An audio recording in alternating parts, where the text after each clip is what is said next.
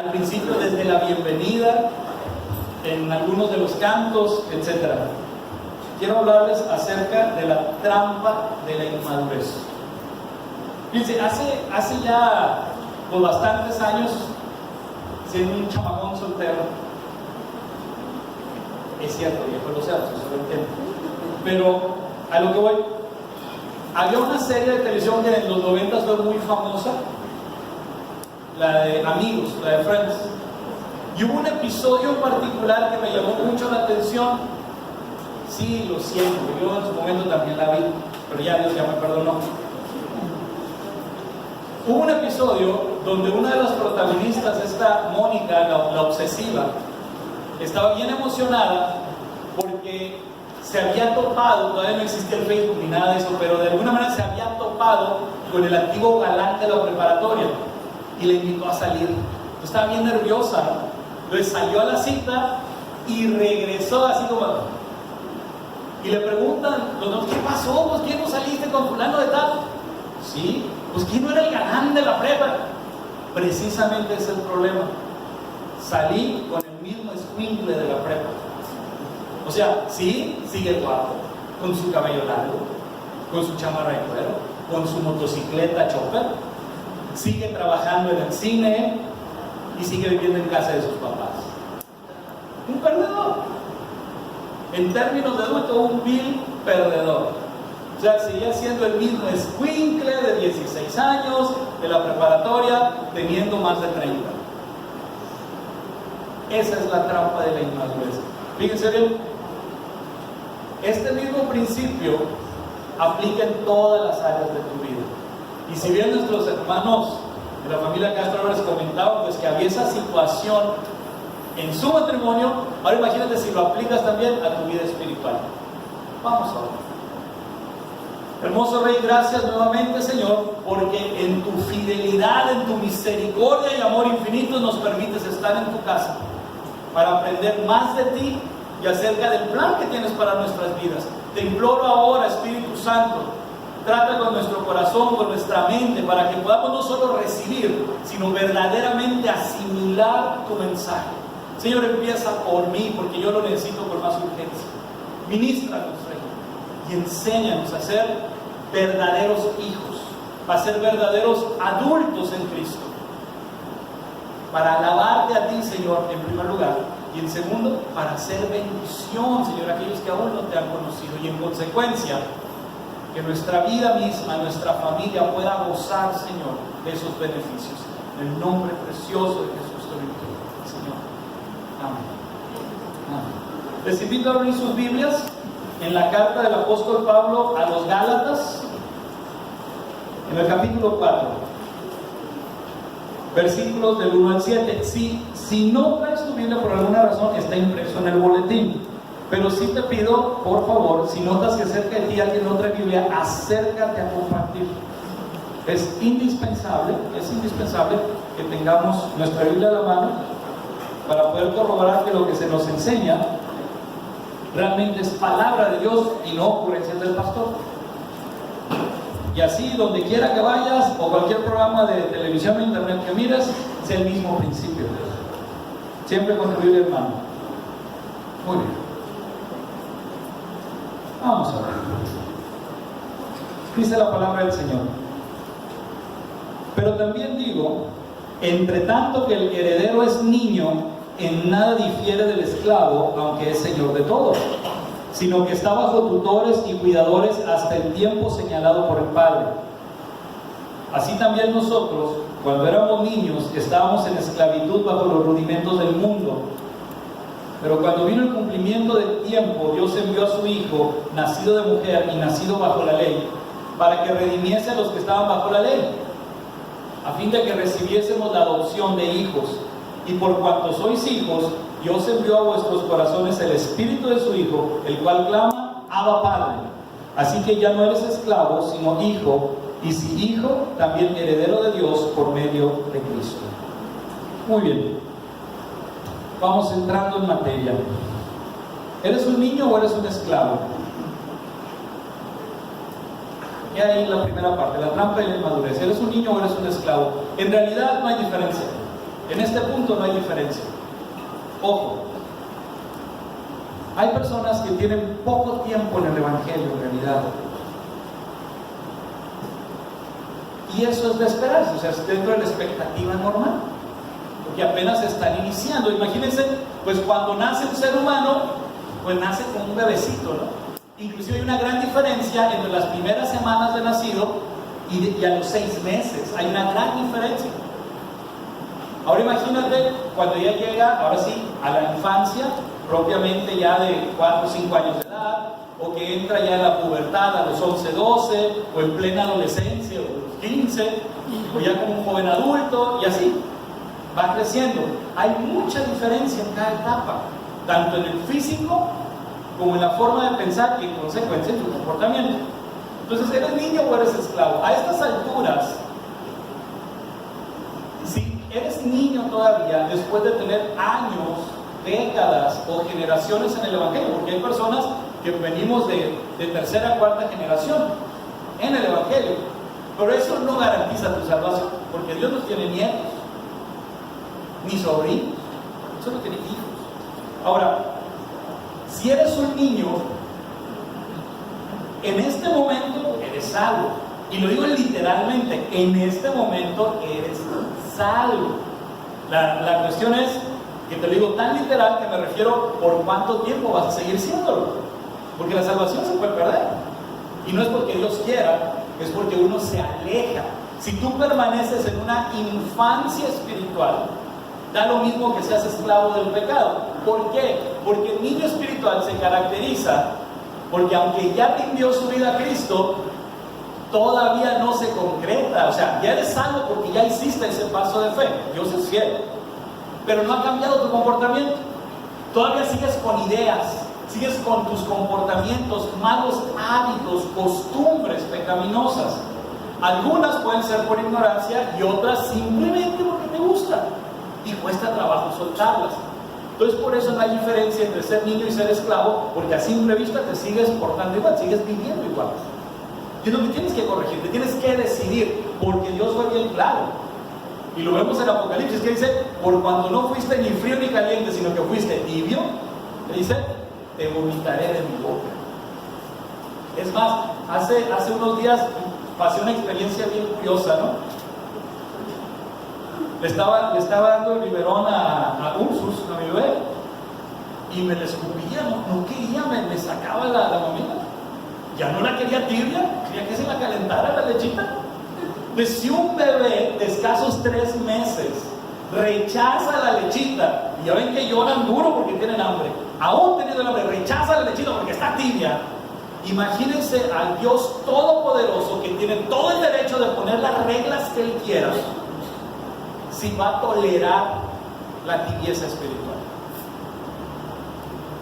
Y no tiene necesidad de ti ni de mí. Nos creó por amor para convivir con Él. Si el bebé que tiene esa necesidad de vida o muerte de comer rechaza la leche por ser tibia, ahora imagínate el creador de todo lo que existe. ¿Qué va a hacer con aquellos tibios? Porque no tienes excusa, conoces, o al menos crees que conoces. Entonces, si te fijas bien, en el capítulo 4 de Gálatas, versículos del 1 al 3, nos habla de esta similitud entre el esclavo y el niño. Ahora, si somos estrictos, el contexto nos habla de que el niño era antes de conocer a Cristo, digo, si somos estrictos con el contexto del pasaje. Sin embargo, podemos extraer el principio bíblico y aplicar nuestra situación actual. Aquí dice que éramos niños hasta que se cumplió el tiempo dictaminado por el Padre, que estamos bajo tutores, bajo educadores, hasta que el Padre dijo: ya puede administrar la herencia, ya le pueden dar acceso a los bienes. Entonces aquí está haciendo referencia a cuando Dios envió a su Hijo a morir por ti y por mí en la cruz.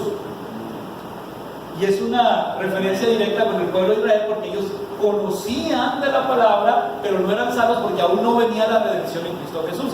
Bueno, muchos de nosotros conocíamos así de Dios de oídas, hasta que tuvimos esa experiencia personal con Cristo. Aún ahí, insisto, aplicamos este principio. ¿Sigues siendo un niño Por lo tanto, no hay diferencia con ser esclavo. Y tú lo puedes ver en tu matrimonio, con los mismos comportamientos de escuincle. Tú lo puedes ver en tu trabajo, sigues siendo irresponsable o sigues de quejumbroso en vez de estar agradecido porque tienes un trabajo que te da para sostener a tu familia, etc. Tú lo puedes ver en cada área de tu vida. Te sigues quejando de tu esposo o de tu esposa en vez de decir gloria al Señor porque no estoy solo, porque me dio familia, porque me pelaron. No me refiero a esto, sino al hecho de no estar solo. Entonces, allí podemos ver si sigues siendo un niño espiritual y no hay diferencia con el esclavo. Ahora, ¿cómo salir de esto? Bueno, primero hay que entender que existe un gran peligro y es el peligro de la ignorancia. Hay muchas cosas que no sabemos. Fíjese, hace rato mi hermano Aram mencionaba uno de estos pasajes. Uno de ellos se encuentra en Oseas.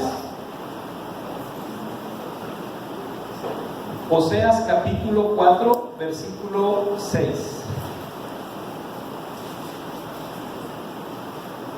Dice: mi pueblo fue destruido porque le faltó conocimiento. Por cuanto desechaste el conocimiento, yo te echaré del sacerdocio, y porque olvidaste la ley de tu Dios, también yo me olvidaré de tus hijos. O aquí nos está dando una clave de cómo salir de la ignorancia. No solamente nos está hablando de las consecuencias de la ignorancia, sino también cómo salir de ella. Ahora bien, ahora vamos a Isaías capítulo 5. Vamos un poquito más para atrás, en el Antiguo Testamento.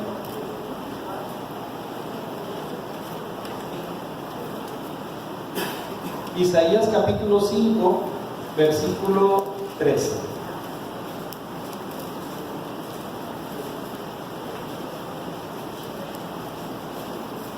Dice: por tanto, mi pueblo fue llevado cautivo porque no tuvo conocimiento, y su gloria pereció de hambre, y su multitud se secó de sed. Entonces, cuando el pueblo, o cuando tú y yo nos apartamos de Dios, estamos rechazando el conocimiento. Aquí hablamos de una ignorancia voluntaria. Entonces llega ese momento en que nos enfriamos, nos alejamos y nos perdemos. Y aquí mismo nos da la clave: tenemos que permanecer en el Señor. Ahora, ¿cómo es esto? Bueno, vamos al Nuevo Testamento, ahora al Evangelio de Juan, en el capítulo 8.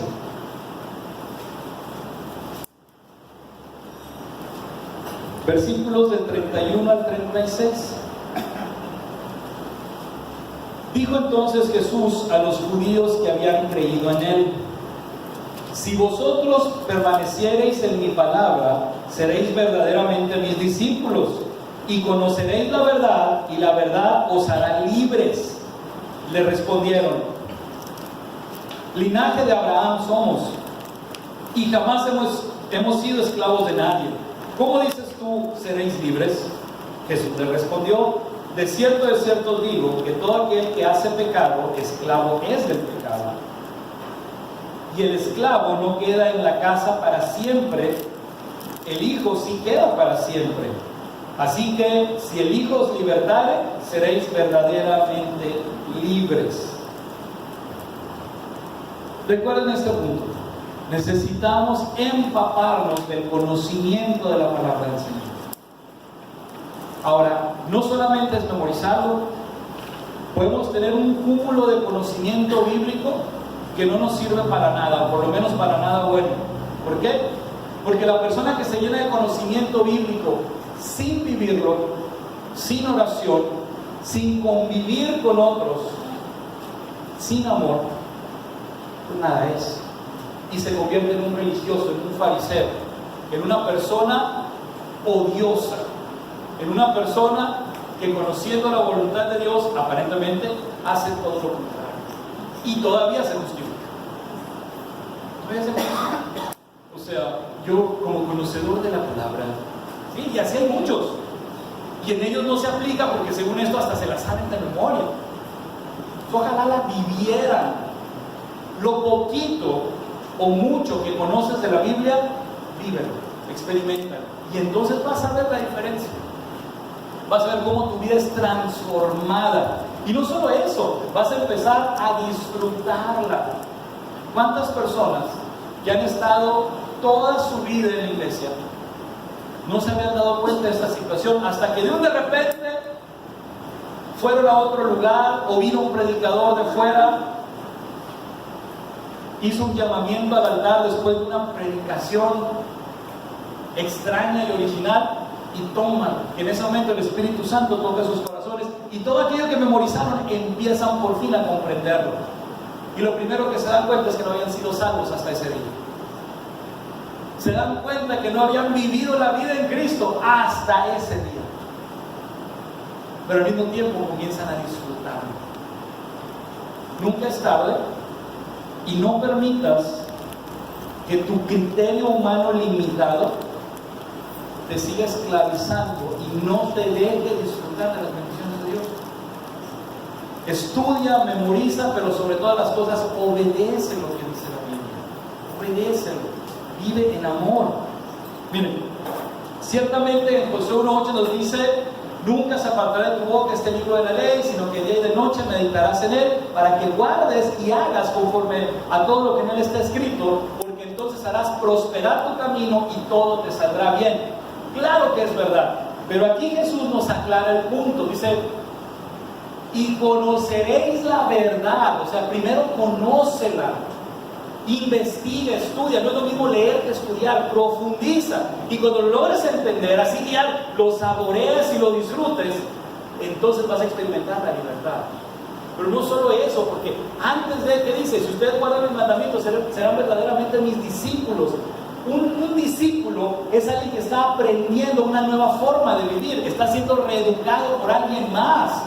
Así que implica que al conocer la verdad, estás adquiriendo una vida nueva, una forma diferente de vivir la vida que Dios te dio.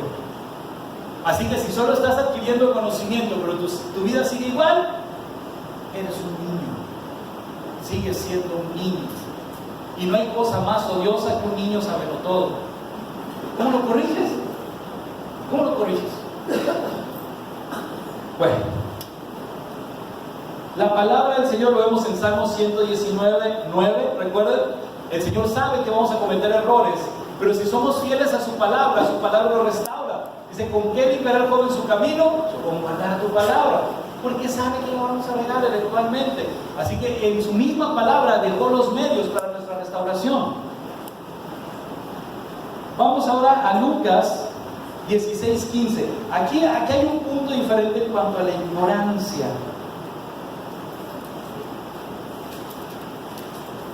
Porque una cosa es no saber lo que es bueno, y otra cosa es haber sido mal enseñados y creer que lo malo es bueno.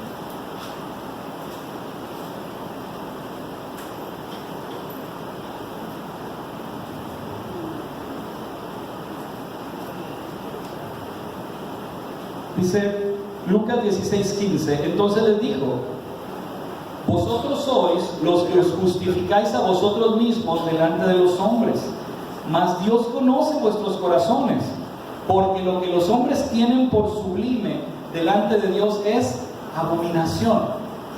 Muchas veces eres sincero, no estoy diciendo que seas hipócrita, eres honesto y haces cosas que crees que están bien. Más aún las haces por alabar a Dios, creyendo que lo estás honrando, pero sin darte cuenta le estás faltando al respeto. Es que la otra iglesia donde yo iba, es que mi papá, es que mi mamá me dijo, es que de donde yo vengo. Romanos 12:2: no os conforméis a este siglo. O sea, no te adaptes a la cultura, moda, maneras de pensar de tu época, de tu región, de tu familia. Dice: sino ser transformados mediante la renovación de vuestro entendimiento. O sea, transforma tu manera de vivir, cambiando tu manera de pensar. ¿Y cuál es la consecuencia? Para que podáis comprobar cuál es la voluntad de Dios, agradable y perfecta. O sea, qué es lo que realmente Dios quiere decir, qué es lo que realmente Dios espera de ti y quiere hacer contigo y a través de ti. Dejemos de ser niños. Es tiempo de crecer. Entonces recuerda, a veces crees que estás bien, pregúntale a Dios. Puedes ser bien sincero, pero tu sinceridad puede ser una manifestación de tu ignorancia espiritual. Pregúntale al Señor. Recuerda, hay niños pequeñitos de 3, 4 años que entran a alguna cochera, a algún taller. Ahorita es menos común, gracias a Dios, pero antes eso era muy, muy común.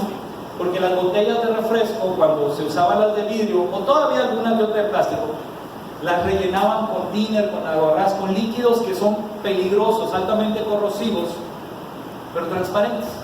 Entonces el niño que aún no tiene, sobre todo si es un niño más pequeño de 2 años, que no tiene plenamente desarrollado el olfato, llega y se lo empina. Un adulto no podría empinárselo porque el mismo olor te haría escupirlo inmediatamente, pero un pequeño no. Y ya una vez que se lo empina, se quema por dentro.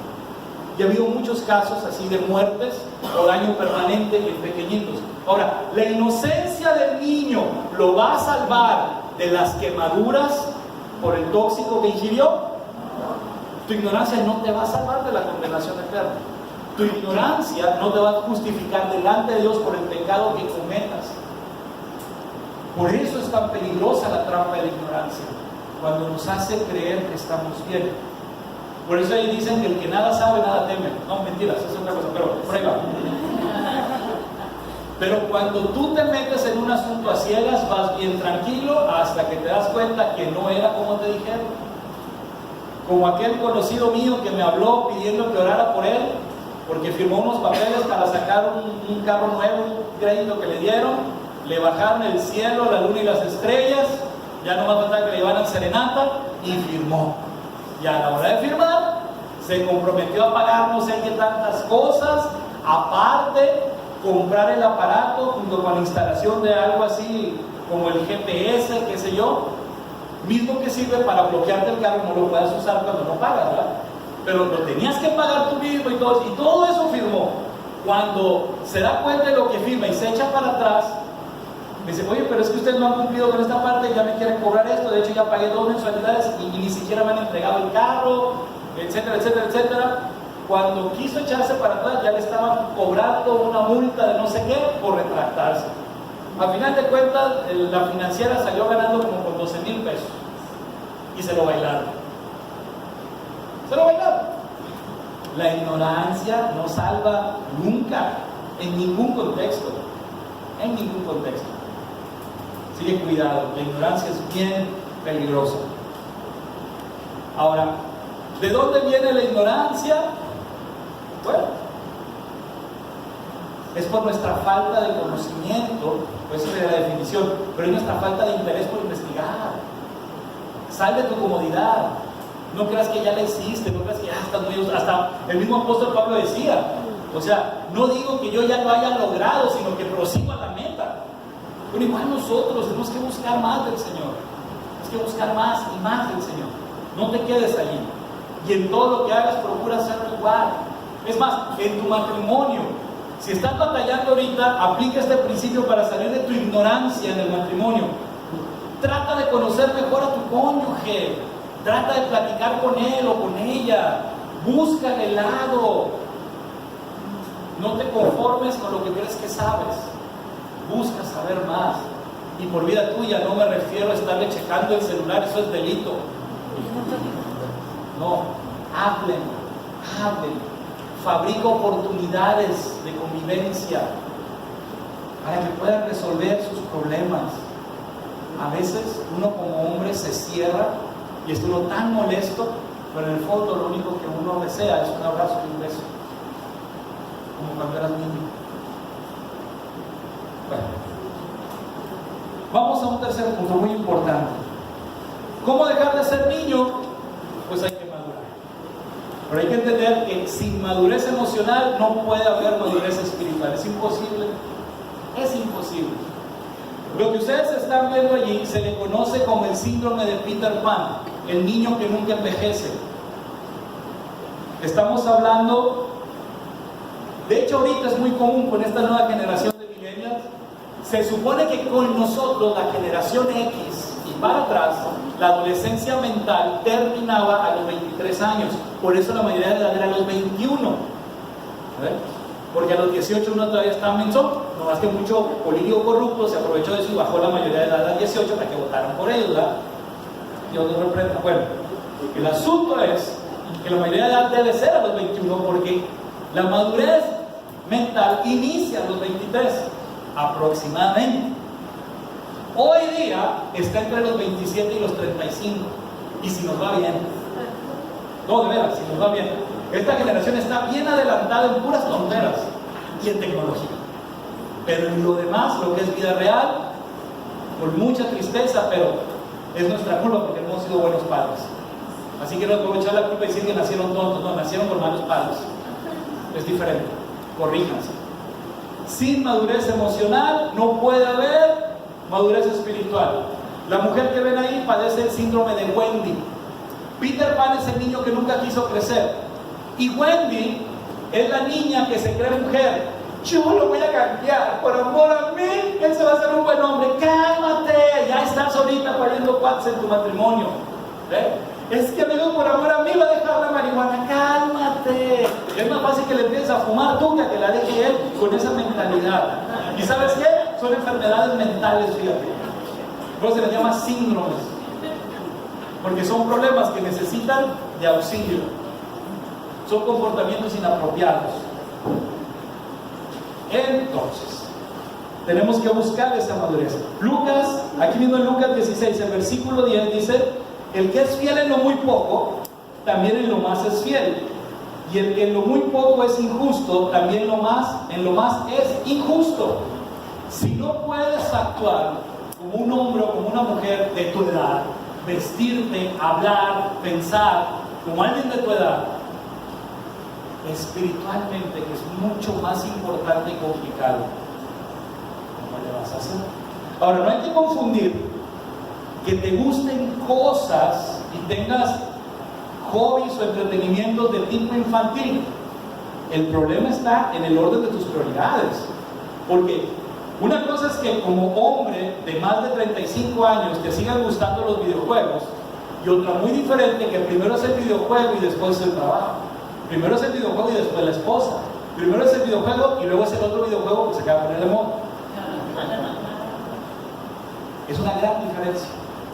Así que pues al que le quede, vaya con el santo para que se lo reajuste. Sí. Tenemos que madurar, tenemos que crecer. Nuestra forma de pensar tiene que cambiar. Y eso lo vemos en 1 Corintios 13:11. 1 Corintios 13 nos habla de la preeminencia en amor, lo que es, lo que no es y cómo debe manifestarse. Y que sin amor, nada soy. Puedes dar todo lo que tienes, inclusive tu cuerpo, para que sea quemado, todas tus posesiones que se repartan entre los pobres, pero si no tienes amor, no eres nada. Y el versículo 11, que aunque parece que no tiene nada que ver, es realmente el centro del capítulo, que dice: cuando era niño, yo pensaba, yo hablaba, yo juzgaba como niño, mas cuando fui hombre, dejé lo que era de niño. Tenemos que crecer, tenemos que madurar, tenemos que ver por el bien del otro. Ahora, por ahí alguien me comentó, alguien que sabe más que yo me comentaba, sobre algo que dijo otro predicador, esta idea no es mía. Si quieres saber qué tan maduro estás espiritualmente, ok, compárate con otras ocasiones y tómate el tiempo para ver cuánto tardas entre que pecas y te arrepientes. Tómate el tiempo entre que pecas y te arrepientes. Ay, ya le volví a dar otro sartenazo a mi marido.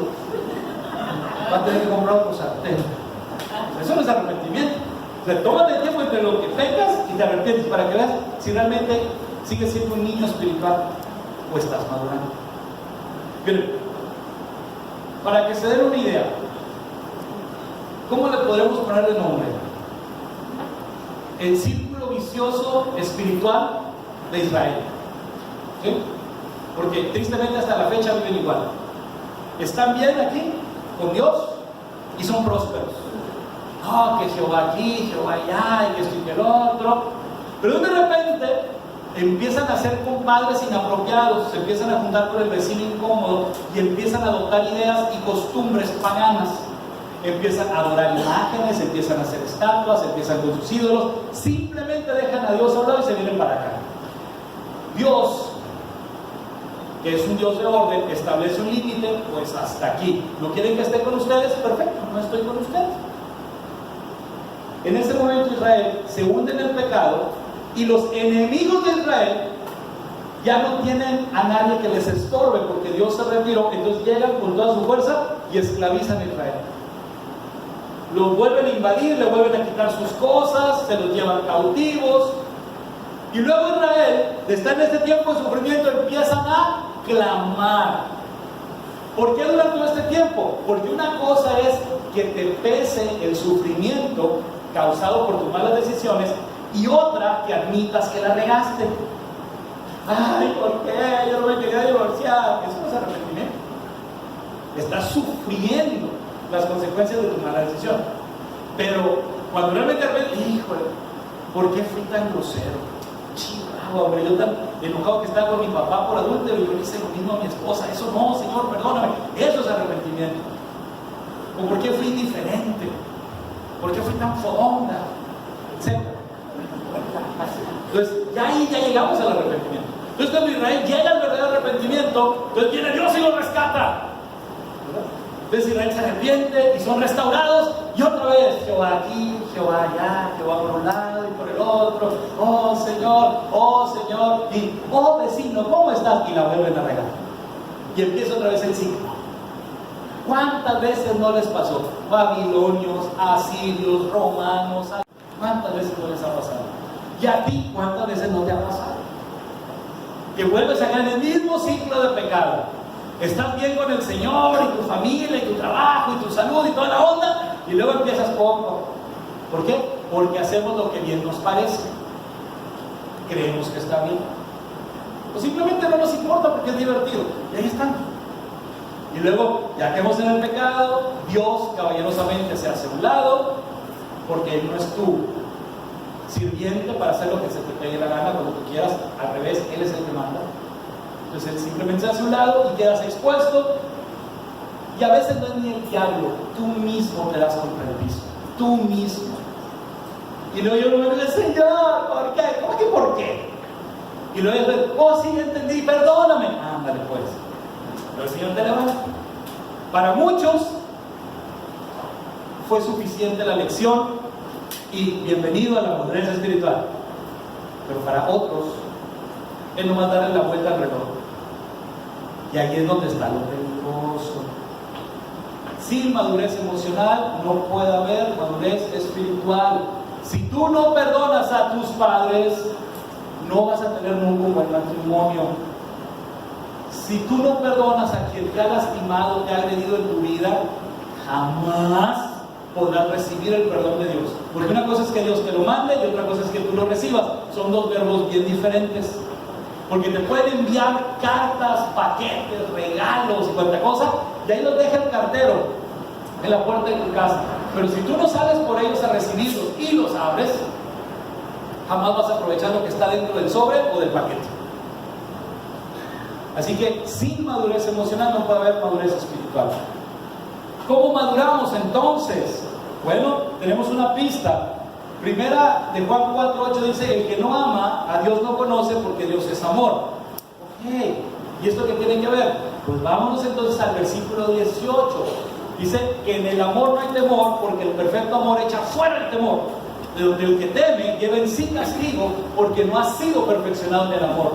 Entonces, si no he sido perfeccionado en el amor, es que realmente no conozco a Dios, realmente no he experimentado esa vida con Dios. Pues sí. Ponte a pensar. Al menos en mi caso, mi papá es un hombre grandote. Cuando yo era niño y él era adulto joven, hombre, qué peligro ni qué peligro. Un hombre de más de 1,80, fornido, exboxeador, atleta en diferentes disciplinas.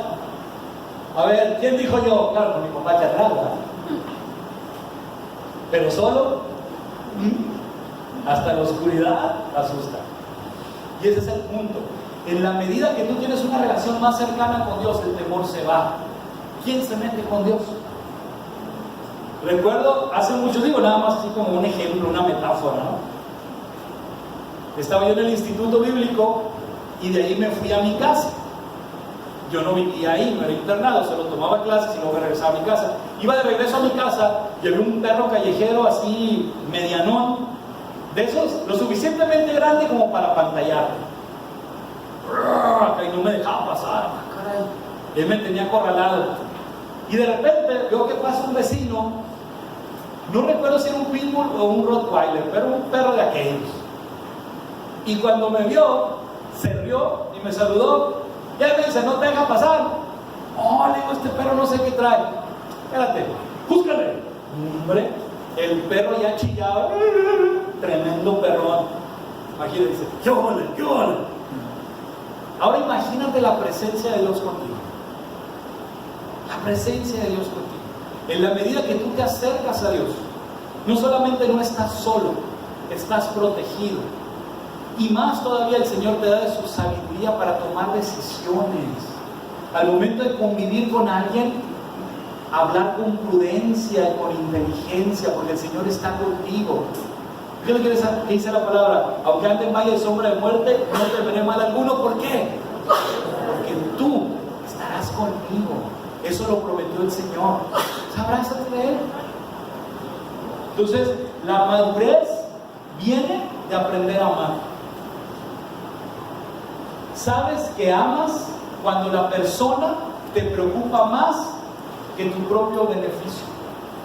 Cuando en vez de buscar lo tuyo, buscas el bien del otro. Cuando consideras a los demás superiores a ti en términos de respeto. Ahí es donde ves que estás madurando.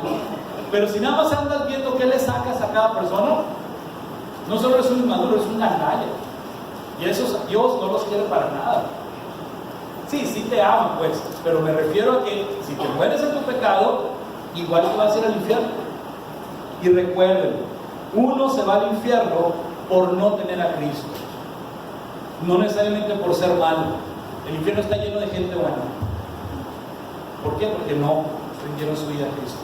Eso es lo que debemos de entender. ¿Sí? Romanos 5:5.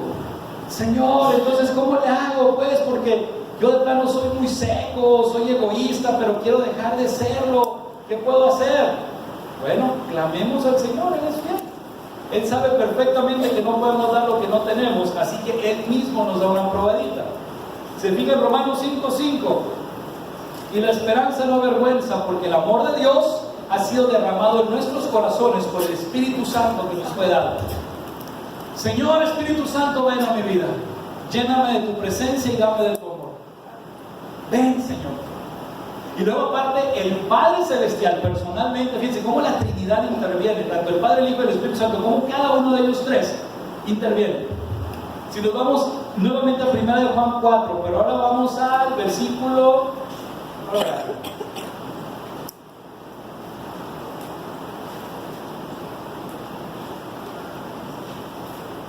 Así que es el 19. Sí, nosotros le amamos a Él porque Él nos amó primero. Y aquí se refiere al Padre Celestial. Acabamos de hablar que Dios es amor, ¿verdad? Y que el perfecto amor echa fuera el temor. Y nosotros le amamos a Él porque Él nos amó primero. O sea, nos compartió de su amor y nos enseña a usarlo. Aprovechate de eso y madura. Entonces, en la medida que Dios te llena con su amor y tú te estás empapando del conocimiento de la palabra y lo practicas, creces, maduras, te fortaleces mental y espiritualmente. Convive con otros.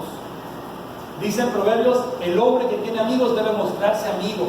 Debemos desarrollar esa actitud, la habilidad de socializar. En otras palabras, de ser joviales. O sea, buena onda.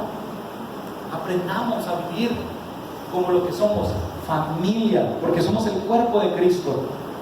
Y por supuesto, lo más peligroso en la trampa de la inmadurez es el peligro que conlleva a nuestra salvación. Cuida tu salvación, que tu motivación sea la correcta. En 1 Corintios 3, Pablo se está dirigiendo a la iglesia de Corinto y después de hablar cosas bien bonitas en los primeros 2 capítulos, en el tercero dice: pero con ustedes todavía no les puedo dar vianda sino pura lechita, porque debiendo ser maestros, muchos de vosotros siguen siendo bebecitos que piden biberón. parafraseando, ¿no? Por eso se refiere, que pide la leche espiritual. No, debemos buscar algo ya más sólido. Es cierto, tú tienes poco en Cristo, necesitas esa leche espiritual, y va a llegar un momento en que tu sistema, tu cuerpo, digamos ya tu espíritu, pida cosas más fuertes, y eso es bueno, pero tienes que quererlo, tienes que anhelarlo. Entonces pídele al Señor que mueva eso en ti. Miren, vamos ya para terminar a la carta a los Filipenses, en el capítulo 2. Me gusta mucho cómo Pablo nos llama a ser humildes, pero al mismo tiempo exaltar a Cristo. Y curiosamente es un instructivo perfecto de cómo madurar. ¿Cómo madurar? Ya vimos, ¿no?, que amamos a Dios porque Él nos amó primero. Tenemos amor porque el Espíritu Santo lo depositó en nuestro corazón. Tenemos amor porque Cristo nos dio la muestra en la cruz y al resucitar. Ok, bueno, fíjense bien, Filipenses capítulo 2, versículos del 1 al 13. Por tanto, si hay alguna consolación en Cristo, si algún consuelo de amor, si alguna comunión del Espíritu, si algún afecto entrañable, si alguna misericordia, o sea, aquí se refiere si has recibido algo de parte de Dios. Si has recibido algo de parte de Dios. Dice, completad mi gozo, sintiendo lo mismo, teniendo el mismo amor, unánimes, sintiendo una misma cosa. O sea, pongámonos de acuerdo y gocémonos juntos en el Señor. No hagáis nada por contienda o por vanagloria, antes bien con humildad, estimando cada uno a los demás como superiores a él mismo, no mirando cada uno por lo suyo propio, sino cada cual también por lo de los otros. Haya pues en vosotros este sentir que hubo también en Cristo Jesús, el cual, siendo en forma de Dios, no estimó el ser igual a Dios como cosa que aferrarse, sino que se despojó a sí mismo, tomando forma de siervo, hecho semejante a los hombres, y estando en la condición de hombre, se humilló a sí mismo, haciéndose obediente hasta la muerte y muerte de cruz. Por lo cual Dios también le exaltó hasta lo sumo y le dio un nombre que es sobre todo nombre, para que en el nombre de Jesús se doble toda rodilla de los que están en los cielos y en la tierra y debajo de la tierra, y toda lengua confiese que Jesucristo es el Señor, para gloria de Dios Padre. Si Dios te ha hecho algo en ti, vive de acuerdo a eso. Vive de acuerdo a eso. Y haz lo mismo con otros. Si Dios te extendió misericordia, haz lo mismo.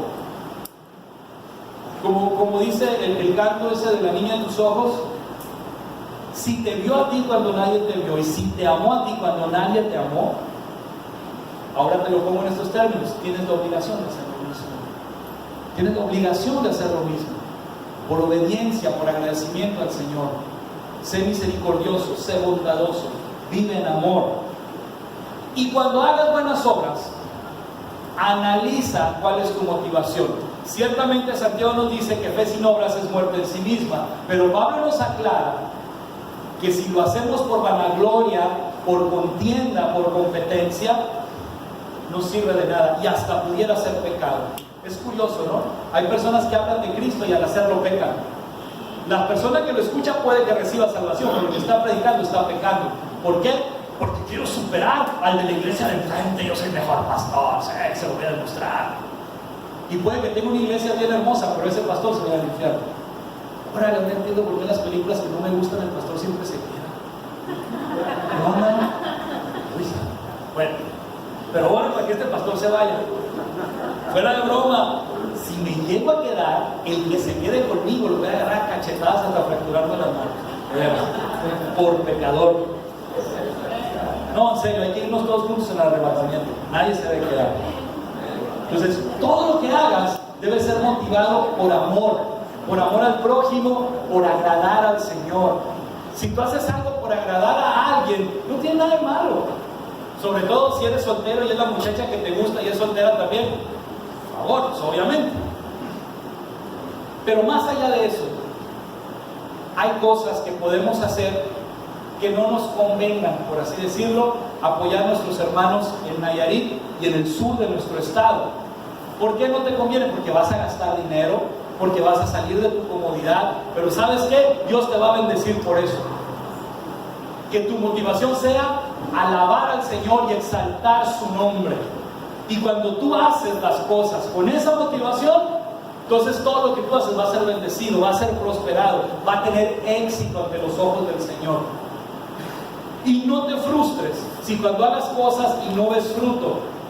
Piensa en esto: si el Señor te dio la orden de sembrar, no te frustres si no logras cosechar, porque Dios te ordenó sembrar. Otro vendrá a regar, otro vendrá a cosechar. Dios es el que da el crecimiento. Tú sé obediente, porque el éxito consiste en ser obediente al Señor. Lo que viene después es cosa de Él. Y si te concede ver el fruto, pues qué mejor. Así que no te frustres, haz las cosas con la motivación correcta. Entonces, ¿quieres saber si estás madurando o sigues siendo un niño? Obsérvate cómo eres, cómo hablas, qué haces cuando crees que nadie te ve. Tómate el tiempo entre el pecado y el arrepentimiento. Luego, lleva un registro de fechas entre pecado y pecado. Y otra cosa bien importante: los hijos de Dios, dice la palabra, no practican el pecado. Como humanos pecamos, es algo eventual, errores, tropezones. Pero practicar el pecado significa algo constante, entrenamiento, ensayo y sobre todo disfrutarlo. Y ahí es donde ya no son hijos de Dios. Ahí es donde entra la práctica del pecado, que es lo que Dios rechaza por completo.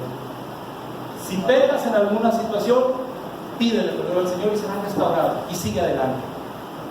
Y lo último, analiza tus motivaciones para actuar o no actuar. Si la motivación es de acuerdo a la palabra del Señor, realmente es para honra y gloria de Dios, estás en lo correcto. Así que ponte en pie, vamos a orar, vamos a darle gracias al Señor.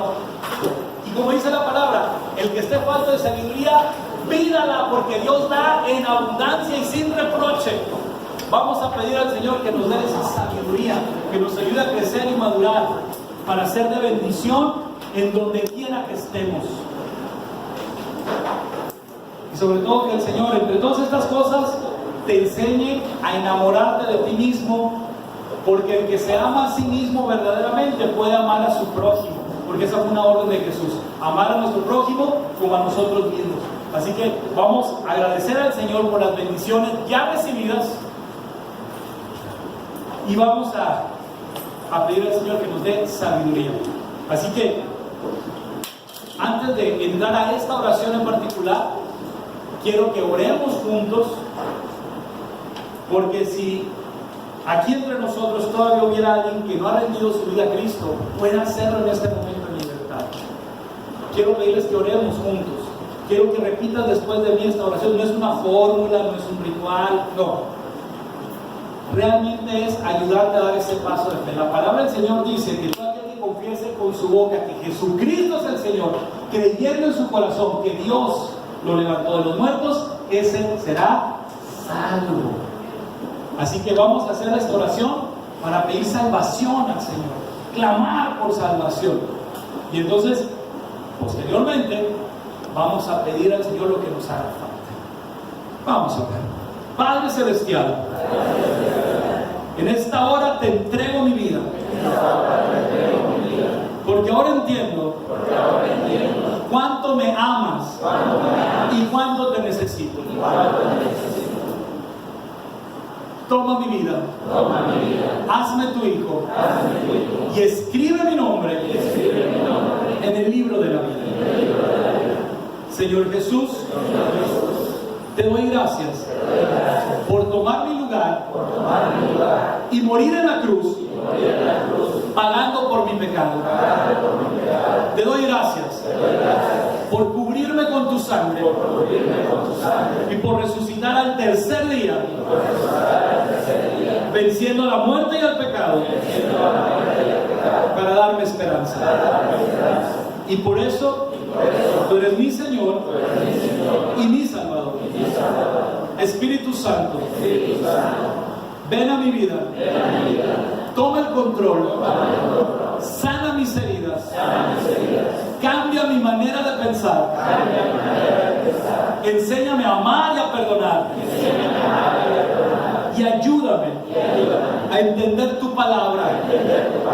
Porque a partir de hoy soy salvo, soy un hijo de Dios y una nueva criatura.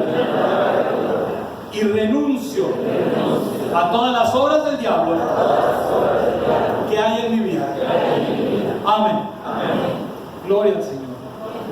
Ahora, como hijos, les recuerdo, las más de 3.573 promesas que se encuentran en la Biblia son tu herencia, son tu regalo. Por eso están divididas en Antiguo y Nuevo Testamento. Cuando Cristo muere, entonces podemos heredar. Y lo mejor de todo es que Él resucita. Pero podemos heredar. Y aquí está nuestra herencia. Solo necesitas conocerlas y reclamarlas. Y aquellas que estén condicionadas, pues cumple con la condición. Y como siempre les recuerdo el mejor ejemplo. ¿Quieres que te vaya bien en la vida? ¿Quieres vivir largo tiempo? Pues honra a tu padre y a tu madre. ¿Quieres que todo lo que hagas sea prosperado? Pues ponte a memorizar y estudiar la Biblia. Son condiciones, pero las promesas lo valen. Así que mis hermanos, el altar está abierto. Ven por tu bendición, ven por lo que es tuyo. Vamos a orar, vamos a gozarnos en el Señor y vamos a pedirle que nos ayude a crecer, que nos ayude a madurar. Si tienes pecados pendientes, una vez, este es el momento. Y no esperes a que termine de hablar, ya vente a tu lugar. Es tiempo de orar, ven por lo que es tuyo. Ven por lo que es tuyo. No esperes a que yo empiece a orar, sí voy a orar por ti, pero clama al Señor, es entre tú y Él. Claro que vamos a interceder y vamos a orar juntos, pero clama al Señor. Empieza a pedirle, gózate, y sea agradecido por lo que